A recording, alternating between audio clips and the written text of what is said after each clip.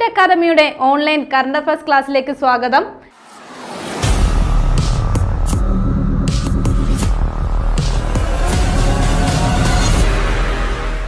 ഇന്ന് നമ്മൾ ചർച്ച ചെയ്യുന്നത് ജനുവരി 17-ാം തീയതിയിലെ ആനുകാലിക വിഷയങ്ങളാണ്.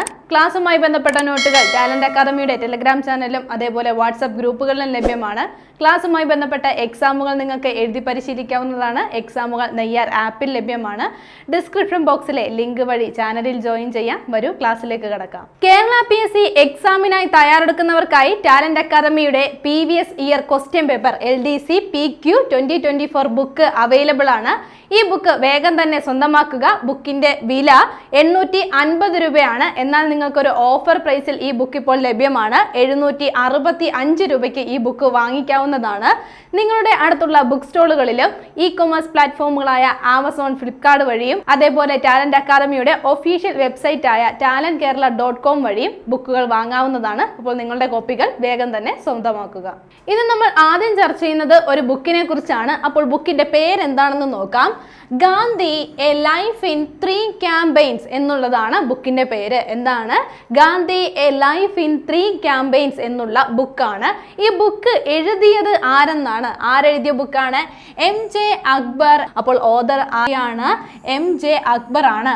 MJ അക്ബർ എഴുതിയ ബുക്കാണ്. അപ്പോൾ ബുക്കിന്റെ പേരെന്താണ്? Gandhi A life in 3 campaigns എന്നുള്ളതാണ് ബുക്ക്. ഇനി നമ്മൾ ചർച്ച ചെയ്യുന്നത് ഒരു റോഡ് ഉദ്ഘാടനം ചെയ്തതിനെ കുറിച്ചാണ്. അപ്പോൾ ഈ റോഡിന് ഒരു പ്രത്യേകതയുണ്ട്. എന്താണ് പ്രത്യേകത എന്ന് നോക്കാം. ഇന്ത്യയിലെ ആദ്യ നാഷണൽ ഹൈവേ സ്റ്റീൽ സ്ലാഗ് റോഡാണ്. എന്താണ്? ഇന്ത്യയിലെ തന്നെ ആദ്യത്തെ നാഷണൽ ഹൈവേ. എങ്ങനെയുള്ള നാഷണൽ ഹൈവേ ആണ്? നാഷണൽ ഹൈവേ സ്റ്റീൽ സ്ലാഗ് റോഡാണ്. നാഷണൽ ഹൈവേ സ്റ്റീൽ സ്ലാഗ് റോഡാണ് ഉദ്ഘാടനം ചെയ്തിരിക്കുന്നത്. അപ്പോൾ ഇത് എവിടെയാണെന്ന് കൂടി ഓർത്തു വെക്കുക. NH66 Mumbai to ഗോവയാണ്. എന്താണ്? NH66 മുംബൈ ടു ഗോവയാണ് ഈ ഒരു റോഡ് വന്നിരിക്കുന്നത്. എന്താണ്? സ്റ്റീൽ സ്ലാഗ് റോഡാണ്. ഇന്ത്യയിലെ ആദ്യ നാഷണൽ ഹൈവേ സ്റ്റീൽ സ്ലാഗ് റോഡാണ്. എവിടെയാണെന്ന് ഓർത്തു വെക്കുക. നാഷണൽ ഹൈവേ 66 മുംബൈ ടു ഗോവയിലാണ് ഈ ഒരു റോഡ് വരുന്നത്. അപ്പോൾ ഈ റോഡിന്റെ പ്രത്യേകത സ്റ്റീൽ സ്ലാഗ് റോഡാണെന്ന് നമ്മൾ പറഞ്ഞു. എന്താണ്? സ്റ്റീൽ സ്ലാഗ് റോഡാണെന്ന് നമ്മൾ പറഞ്ഞു. എന്ന് വെച്ചാൽ എന്താണെന്ന് കൂടി ഓർത്തു വെക്കുക. സ്റ്റീൽ വ്യവസായങ്ങളുടെ മാലിന്യം പ്രധാനമായും ഉപയോഗിച്ചുകൊണ്ട് നിർമ്മിക്കുന്ന റോഡാണ് സ്റ്റീൽ സ്ലാഗ് റോഡ് എന്ന് പറയുന്നത്. എന്താണ്? മാലിന്യം എന്തിൻ്റെയാണ്? സ്റ്റീൽ വ്യവസായങ്ങളുടെ വേസ്റ്റ് പ്രധാനമായും ഉപയോഗിച്ച് നിർമ്മിക്കുന്ന റോഡാണ് സ്റ്റീൽ ഗ്ലാസ് റോഡ്. അപ്പോൾ എന്താണ്? ഒരു പ്രകൃതി സൗഹാർദ്ദ റോഡ് നിർമ്മാണവും കൂടിയാണ് സ്റ്റീൽ സ്ലാഗ് അതായത് സ്റ്റീൽ വേസ്റ്റ് ഉപയോഗിച്ചുകൊണ്ട് ഇങ്ങനെയുള്ള റോഡ് നിർമ്മിക്കുന്നത്. അപ്പോൾ പ്രകൃതി സൗഹാർദ്ദ റോഡ് നിർമ്മാണത്തിന് ഒരു സംഭാവന കൂടിയാണ് ഇങ്ങനെയുള്ള റോഡുകൾ.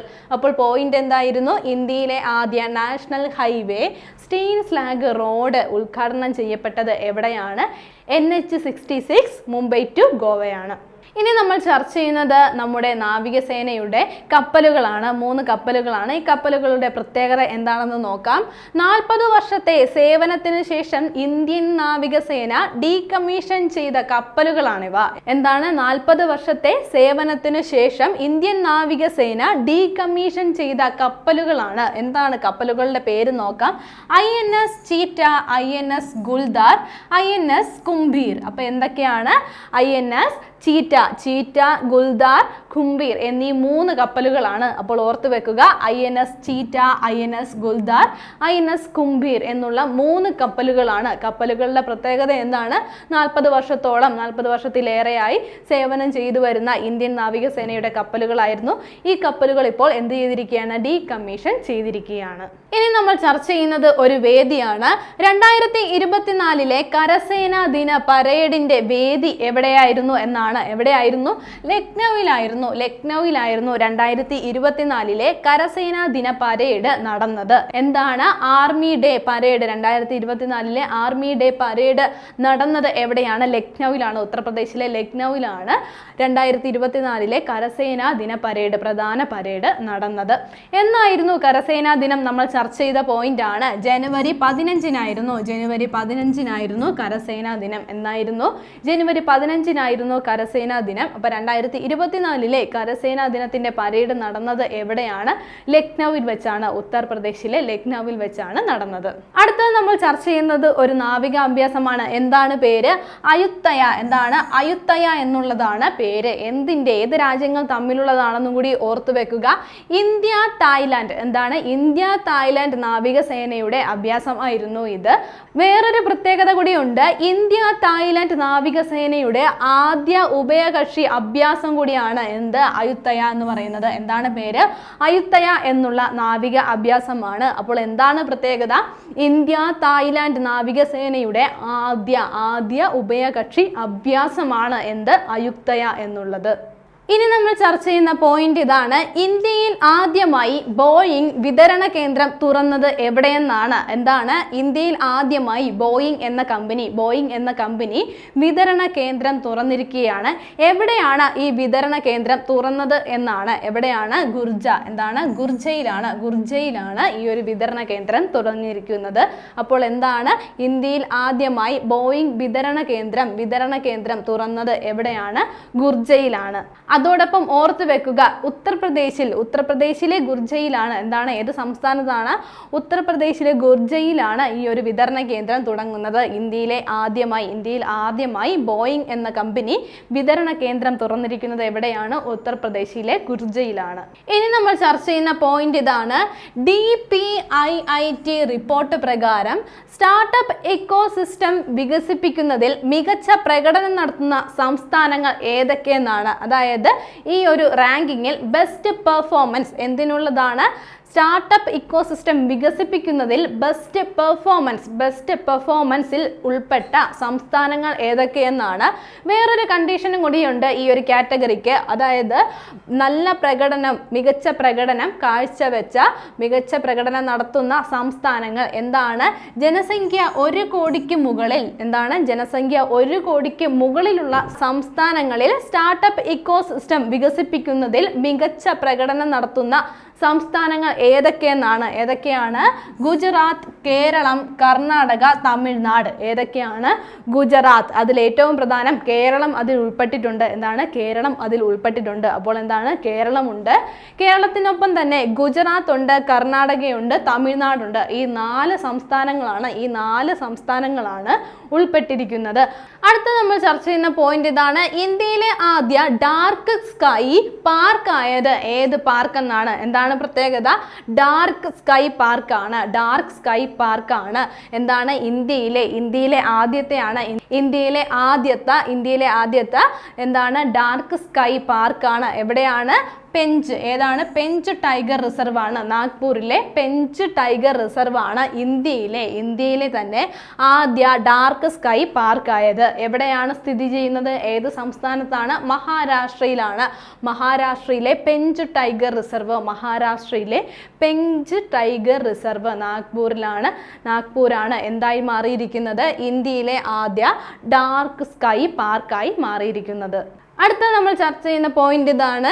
പ്രഥമ ബീച്ച് ഗെയിംസ് 2024 ജേതാക്കളായത് ആരെന്നാണ്. എന്താണ്? പ്രഥമ ബീച്ച് ഗെയിംസ് 2024 ജേതാക്കളായത് ആരാണ്? മധ്യപ്രദേശാണ് ജേതാക്കളായത്. ആദ്യമായി നടക്കുന്ന beach game 2024 beach games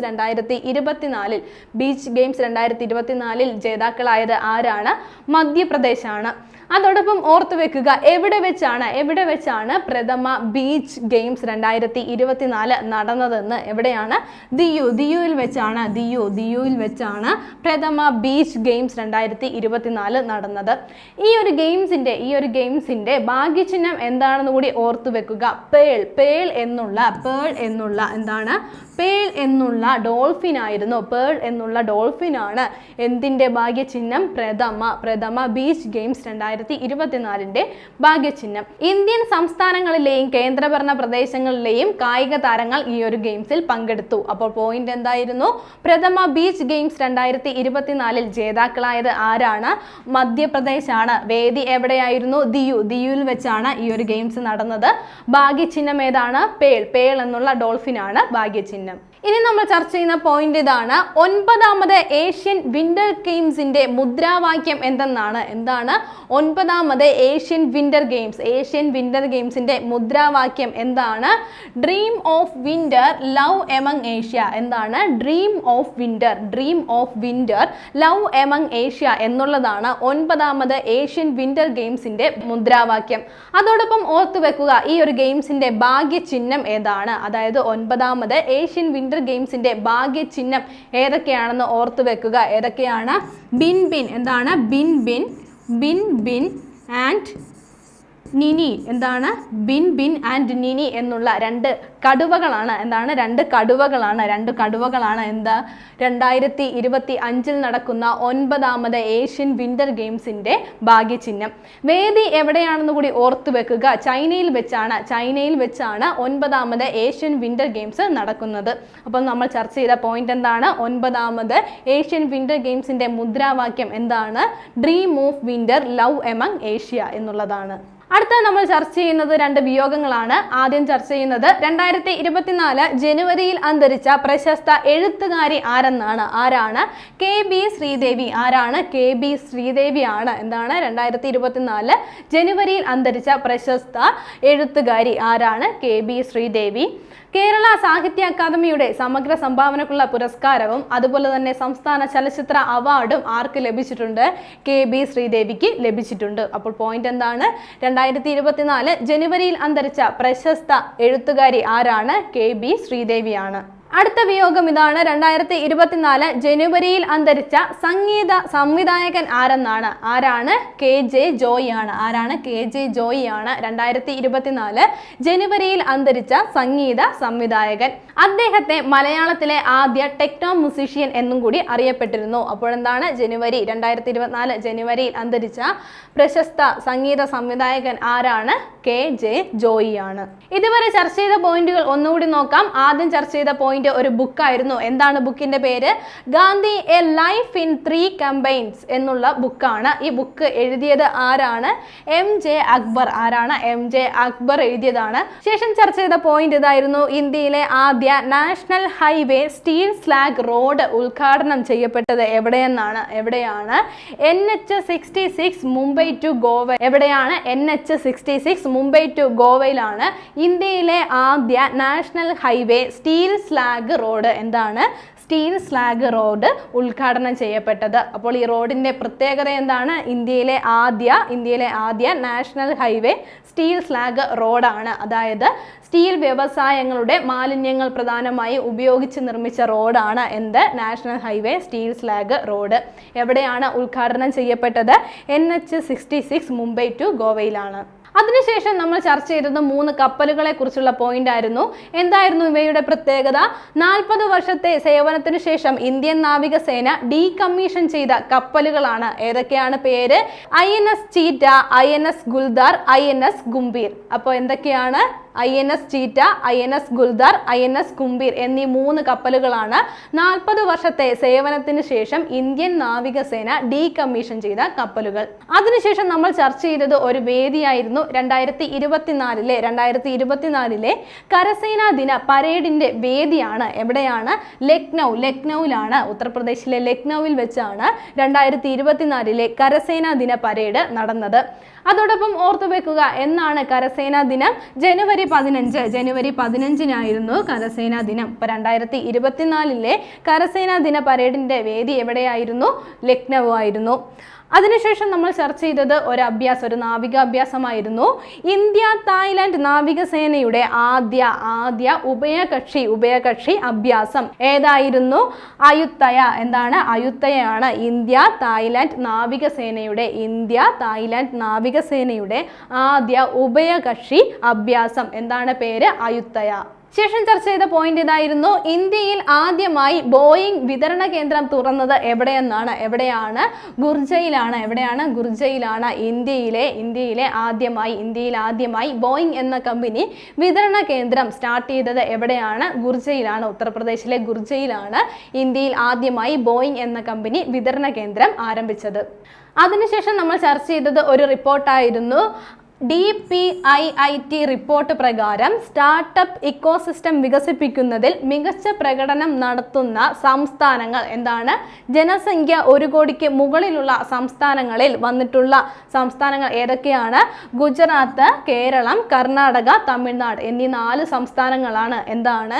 DPIIT report പ്രകാരം സ്റ്റാർട്ടപ്പ് ഇക്കോസിസ്റ്റം വികസിപ്പിക്കുന്നതിൽ മികച്ച പ്രകടനം ബെസ്റ്റ് പെർഫോമൻസ് നടത്തുന്ന സംസ്ഥാനങ്ങളാണ്. ജനസംഖ്യ 1 കോടിക്ക് മുകളിലുള്ള സംസ്ഥാനങ്ങളിൽ ഉൾപ്പെട്ട ഏത് സംസ്ഥാനങ്ങളൊക്കെയാണ്? ഗുജറാത്ത്, കേരളം, കർണാടക, തമിഴ്നാട് എന്നീ സംസ്ഥാനങ്ങളാണ്. ശേഷം നമ്മൾ ചർച്ച ചെയ്തത് ഇന്ത്യയിലെ ആദ്യ ഡാർക്ക് സ്കൈ പാർക്കായത് ഏത് പാർക്കാണ്? Pench tiger reserve. ഏതാണ്? Pench tiger reserve. നാഗ്പൂരിലെ പെഞ്ച് ടൈഗർ റിസർവ് ആണ് ഇന്ത്യയിലെ ആദ്യ ഡാർക്ക് സ്കൈ പാർക്കായത്. ഏത് സംസ്ഥാനത്താണ് സ്ഥിതി ചെയ്യുന്നത്? മഹാരാഷ്ട്രയിലെ പെഞ്ച് ടൈഗർ റിസർവ് ആണ് ഇന്ത്യയിലെ ആദ്യ ഡാർക്ക് സ്കൈ പാർക്കായത്. ശേഷം നമ്മൾ ചർച്ച ചെയ്തത് പ്രഥമ ബീച്ച് ഗെയിംസ് 2024 ജേതാക്കളായത് ആരാണ്? പ്രഥമ ബീച്ച് ഗെയിംസ് 2024 ജേതാക്കളായത് മധ്യപ്രദേശാണ് ജേതാക്കളായത്. അതോടൊപ്പം ഓർത്തു വെക്കുക, വേദി എവിടെയായിരുന്നു? ആദ്യ ബീച്ച് ഗെയിംസ് 2024 വേദി ദിയുവിൽ വെച്ചാണ് പ്രഥമ ബീച്ച് ഗെയിംസ് 2024 നടന്നത്. ഭാഗ്യചിഹ്നം എന്തായിരുന്നു? പേൾ എന്നുള്ള ഡോൾഫിൻ ആയിരുന്നു ഈ ഒരു ഗെയിംസിന്റെ ഭാഗ്യചിഹ്നം. ശേഷം നമ്മൾ ചർച്ച ചെയ്തത് ഒൻപതാമത് ഏഷ്യൻ വിന്റർ ഗെയിംസിന്റെ മുദ്രാവാക്യം എന്തായിരുന്നു? Dream of winter love among Asia. എന്താണ്? Dream of winter love among Asia എന്നുള്ളതായിരുന്നു 9ാമത് ഏഷ്യൻ വിന്റർ ഗെയിംസിന്റെ മുദ്രാവാക്യം. എവിടെ വെച്ചാണ് നടക്കുന്നത്? 9ാമത് ഏഷ്യൻ വിന്റർ ഗെയിംസ് നടക്കുന്നത് ചൈനയിൽ വെച്ചാണ്. അതോടൊപ്പം ഓർത്തു വെക്കുക, ഭാഗ്യചിഹ്നം ഏതായിരുന്നു? ബിൻ. എന്താണ്? Bin and Nini. എന്താണ്? ബിൻ ആൻഡ് നിനി എന്നുള്ള രണ്ട് കടുവകളാണ് ഈ ഒരു ഗെയിംസിന്റെ ഭാഗ്യചിഹ്നം. ശേഷം നമ്മൾ 2 വിയോഗങ്ങളാണ് ചർച്ച ചെയ്തത്. 2024 ജനുവരിയിൽ അന്തരിച്ച പ്രശസ്ത എഴുത്തുകാരി ആരാണ്? KB ശ്രീദേവി. KB ശ്രീദേവി ആണ്. കേരള സംസ്ഥാന ചലച്ചിത്ര പുരസ്കാരവും അതുപോലെ കേരള സാഹിത്യ അക്കാദമിയുടെ സമഗ്ര സംഭാവനയ്ക്കുള്ള പുരസ്കാരവും ആർക്ക് ലഭിച്ചിട്ടുണ്ട്? KB ശ്രീദേവിക്ക് ലഭിച്ചിട്ടുണ്ട്. ശേഷം നമ്മൾ ചർച്ച ചെയ്തത് 2024 ജനുവരിയിൽ അന്തരിച്ച സംഗീത സംവിധായകൻ ആരാണ്? KJ ജോയി ആണ്. KJ ജോയി ആണ്. കഴിഞ്ഞ ക്ലാസ്സുമായി ബന്ധപ്പെട്ട 2 ചോദ്യങ്ങൾ നൽകുകയാണ്. ശരിയുത്തരങ്ങൾ താഴെ കമന്റ് ചെയ്യുക. ആദ്യത്തെ ചോദ്യം ഇതാണ്, 2023-24 കൂച്ച് ബെഹാർ ട്രോഫി ചാമ്പ്യൻഷിപ്പിൽ ജേതാക്കളായത് ആരെന്നാണ്? ഓപ്ഷൻസ് നോക്കാം. Option A Madhya Pradesh, option B Uttar Pradesh, option C Karnataka, option D Tamil Nadu. രണ്ടാമത്തെ ചോദ്യം ഇതാണ്, ഫിഫ ഫുട്ബോൾ അവാർഡിൽ 2023 മികച്ച പുരുഷ ഫുട്ബോൾ താരം ആയത് ആരെന്നാണ്? ഓപ്ഷൻസ് നോക്കാം. Option A Lionel Messi, option B Cristiano Ronaldo, option C Robert Lewandowski, option D Neymar. ശരി ഉത്തരങ്ങൾ താഴെ കമന്റ് ചെയ്യുക. കഴിഞ്ഞ ക്ലാസ്സിൽ നൽകിയിരുന്ന ചോദ്യങ്ങളുടെ ഉത്തരങ്ങൾ ചർച്ച ചെയ്യാം. ആദ്യത്തെ ചോദ്യം ഇതായിരുന്നു, ദുരന്തമുഖത്ത് പ്രവർത്തിക്കുന്ന രക്ഷാപ്രവർത്തകർക്ക് ആംഗ്യഭാഷ പരിശീലനം നൽകാനായി കേരള സംസ്ഥാന ദുരന്ത നിവാരണ അതോറിറ്റി ആരംഭിക്കുന്ന പദ്ധതി ഏതെന്നാണ്? ഓപ്ഷൻസ് നൽകിയിരുന്നത് ഇതൊക്കെയായിരുന്നു. ഓപ്ഷൻ എ പ്രാപ്തം, ഓപ്ഷൻ ബി പ്രാപ്യം, ഓപ്ഷൻ സി പരിരക്ഷ, ഓപ്ഷൻ ഡി പരിസുരക്ഷ. ശരി ഉത്തരം ഏതാണ്? ഓപ്ഷൻ ബി ആണ് ശരി ഉത്തരം. ഓപ്ഷൻ ബി ആണ് ശരി ഉത്തരം. എന്താണ്? പ്രാപ്യം എന്നുള്ള പദ്ധതിയാണ് ആരംഭിക്കുന്നത്. അപ്പോൾ ഈ പദ്ധതിയുടെ ഉദ്ദേശം എന്താണ്? ദുരന്തമുഖത്ത് പ്രവർത്തിക്കുന്ന രക്ഷാപ്രവർത്തകർക്ക് ആംഗ്യഭാഷ പരിശീലനം നൽകുന്നതാണ്.